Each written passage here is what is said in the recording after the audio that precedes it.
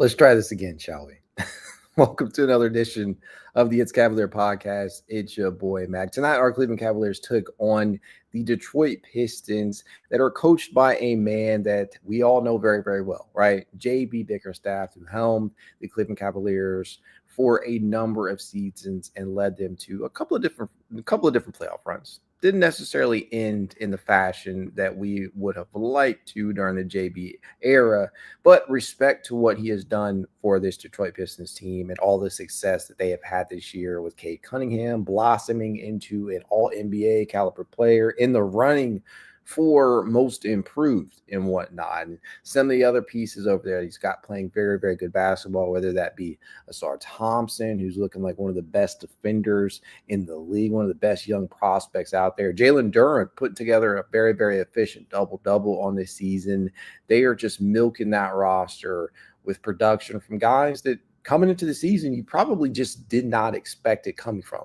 Take Malik Beasley, for instance, who is leading the league. He came into the night, if I'm not mistaken, leading the league in total three-point makes on the season. He poured in three more tonight, going 4 of 10 from the field, including 3 of 5 from three-point range. This man has given the Cavaliers fits at times during his career, but tonight I think it was all mostly about the production that you got out of Tim Hardaway Jr. That is who really bludgeoned the Cavaliers tonight, going 7 of 11 from three-point range en route to 32 points.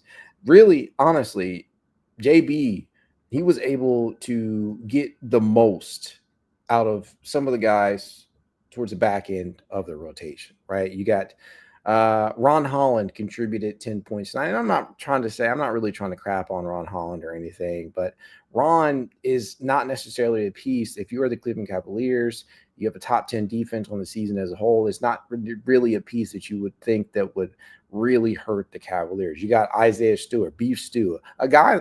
Personally, I would not have minded the Cavaliers finding a way to acquire as a backup big at the trade deadline. Somebody like Dennis Schroeder, who came on mid-season, finishing with a damn near a triple-double at 17 points, 7 rebounds, 10 assists out there. Wasn't the most efficient, just 5 of 14 from the field, including 1 of 5 from three-point range.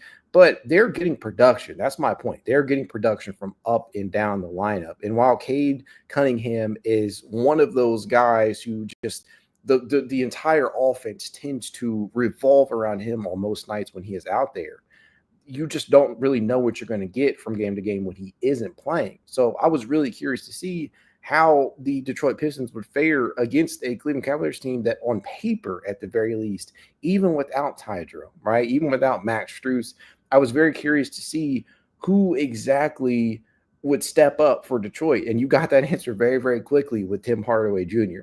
Cleveland, conversely, this team has a couple of issues to sort out, namely the defense.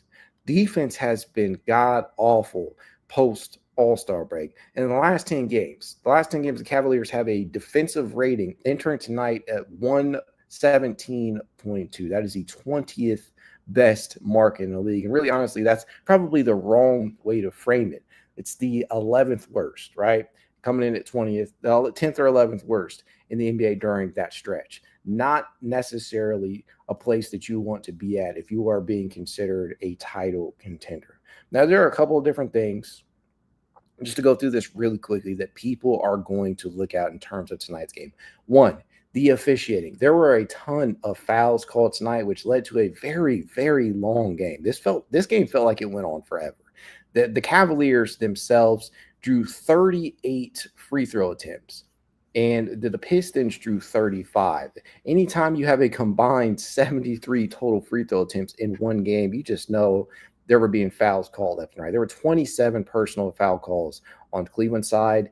There were 29 on the Detroit side. Just a ton of foul calls. And I feel like, honestly, probably could have been even more. The refereeing was just absolutely garbage, and it's something that the Cavaliers have had to deal with all season long. It's something that has pissed me off all season long. The other thing, the Cavaliers were coming off of this is the second leg of a back-to-back. second leg of a back-to-back for the Cavaliers. So clearly tired legs. It's a huge, huge reason why this team has started to rest numerous players, whether that be Evan Mobley or Donovan Mitchell or Ty Jerome or Max Strus. Everybody is starting to get a little bit more time off. And I can certainly understand that if you're Kenny Atkinson and company. But here's the thing. You are in a tight race. You are in a tight race for the number 1 seed in the Eastern Conference, and Boston is on your heels. That 8-9 game lead that they had, that is evaporated.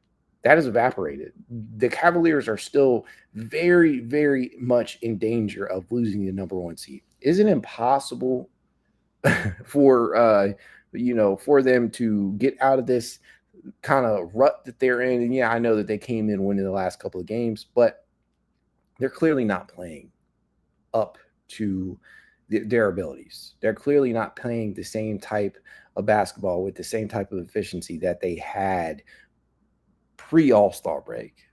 And I know what they were due for some regression, right? Especially in terms of the shooting, which still been very, very good on the season as a whole. But man, the Cavaliers as a team post All-Star break are just not shooting that ball all that well. Now, tonight was a little bit better, 15 of 40 from three-point distance. Overall, a big portion of that was Darius, Garland, and Donovan Mitchell combining for 8 of 19 from three-point range. And Donovan flat out just destroyed Detroit in the fourth quarter, scoring a massive amount of his points in that fourth quarter. He finished with 38 total, but a good deal of that came in the fourth quarter as he tried his best. He tried his damnedest to get this team back in a position to win this game, or at the very least in a position to take the lead.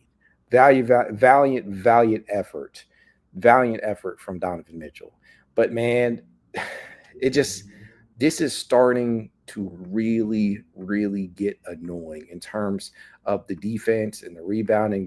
It has just felt like an issue all season long in terms of the rebounding. But it's felt like over these last couple of games, it's been even worse. Now, when you look at the past, in the All-Star break in general, the Cavaliers, they're actually holding in the third most rebounds post All-Star break at 46.3. The only 2 teams better in that regard post All-Star break are the Houston Rockets, who are pulling in 50.5, and the Toronto Raptors, who are pulling down 49.7. Cleveland is pulling down the third most post All-Star break. And that's entering tonight, it was a 19-game stretch, a 19-game sample size. So it's pretty substantial, about a quarter of the season. It had been getting better, and the acquisition of DeAndre Hunter had helped in that regard. But clearly, one of the faucets that has really, really hurt is the offensive rebounds that the team consistently seems to give up. You saw it again. You saw it the other night, just yesterday, just last night. Tonight, there were a couple of possessions in which I felt like the Cavaliers, it just pissed me off, right? They allowed Detroit to pull down 16 offensive rebounds. They themselves only pulled down 11. You have to secure a defensive rebound. You have to in that possession because, as we all know, common sense, extra possessions leads to second chance points. And that has been a killer for Cleveland all season long. Detroit outscored Cleveland 24-18 in terms of second chance points. You cannot do that. You cannot do that and expect to come out victorious. And that's what happened today. I mean, you don't often win games when you surrender that many attempts to a team. Eventually, they're going to make you pay for it. They're going to make you pay for it. And the defense and the rebounding it's been something that's been very, very damaging for this team as of late. I do feel like there are specific players in general that just are not really giving it their all on the glass. And I get positioning and whatnot. And sometimes you can be unlucky with unlucky bounces of the basketball off the rim and whatnot. But at the same time, this has been a trend all season long. It's not something that just started occurring. They have been dealing with this issue for a number of years, honestly. And without a true and solidified backup big, a true third big out there, because as we all know, there were heavily reliant on the duo of DeAndre Hunter and Dean Wade to function primarily as that third big at the power forward spot. And they're rotating Mobley and Allen at backup center. So they have not addressed that, obviously. And in some matchups, i.e., against a team like the Pistons, who has like a very, very capable backup center in the likes of Beef Stew, it's going to hurt you. It's going to hurt you time and time again. And while I do believe that Dean Wade is a better rebounder than given credit for, and Dean's actually averaging a career best in rebounds this season, Dean is not a guy that scares anybody on the glass. And he came into tonight averaging 4.5. That's good for him, but it's not necessarily something that long term is a solution. You can't expect Dean to be clearing that up. And I know a lot of people, especially down here in the chat, feel like Dean should be starting. I think there is a case to be made for Dean starting, but with the Cavaliers not having a true third big, they're relying upon Dean to give good minutes at the power forward. DeAndre can do that too, but they're kind of relying on a combo of those two. They're positionally versatile enough to give you good minutes there. But man, it's been frustrating to watch them struggle on the glass and struggle on the defensive end as of late. I am not somebody who is worried right now. I'm not worried that this team is in a bad spot, but I am going to say I'm kind of worried that they may be in danger of passing up that number one seed. And something else, just on a personal level, that kind of has pissed me off is the fact that they had a shot to break the franchise record in wins. They had a shot to become just the third team in NBA history to win 70. And for me, I just on a personal level, I really wanted to see that. It's just not going to happen. Just not going to happen. I wished that they could have put more stock into doing that. But at the end of the day, if they can secure the number one seed, if they can enter the playoffs with everybody healthy, that'll be enough for me. But tonight's performance was very, very frustrating. Very, very frustrating to me. Just you can't really make too many excuses for what you saw tonight. And I know that Kenny Atkinson, this is probably going to irritate some people, but I'm not absolving Kenny Atkinson either. Some of the lineups that we saw, I just can't wrap my head around. And something else I cannot wrap my head around, Jarrett Allen playing 19 minutes in 17 seconds. What the hell is that? What the hell is that? To me, I get if you're Kenny and you're wanting to experiment with different lineups down the stretch of the season as you try and gear yourself up for the playoffs. But even if you feel like Jarrett Allen is not having his best performance, I fail to see the reasoning behind playing him fewer than 25. I can't wrap my head around that, especially if you're getting just completely beaten in terms of the offensive glass. I don't get it. I don't. Maybe Kenny sensed that this just was not their game, and he wanted to get some other guys, some of the deeper reserves, some more time, and not overextend the starters, especially on the second night of the back-to-back. But man, you look at the fact that Donovan played 35, Darius played 34, Evan played 32, and Jarrett has. What should be taken into consideration is Jarrett did actually play. He's played in every game. He's played in every game. This is the 74th game of the season for Jarrett Allen. This is his 74th appearance. So I get it. You got to find him rest. I get that. But at the same time, I think that in specific games, you have to understand what is occurring in real time. That number one seed is the lead on it is quickly evaporating, and Jarrett Allen probably would have given you a better shot at doing that. That said, I understand that they do want to start prioritizing rest more, and I get it. I think if you can find the balance, if you can find the fine line, if you're Kenny Atkinson, that's probably what you're going to end up doing. But with fewer than 8-9 games left on the season, yeah, you're probably going to end up starting to rest these guys. You're probably going to end up resting a lot of these starters out here. And I don't know. It's going to be on Kenny. Like, what do you value most? Do you value the number one seed most? Do you value the roster staying healthy? What is the answer?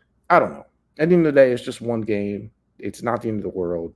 I do believe that the Cavaliers will be just fine. But the defense and the rebounding, that's something to keep an eye on, because post All-Star break, it hasn't been the greatest.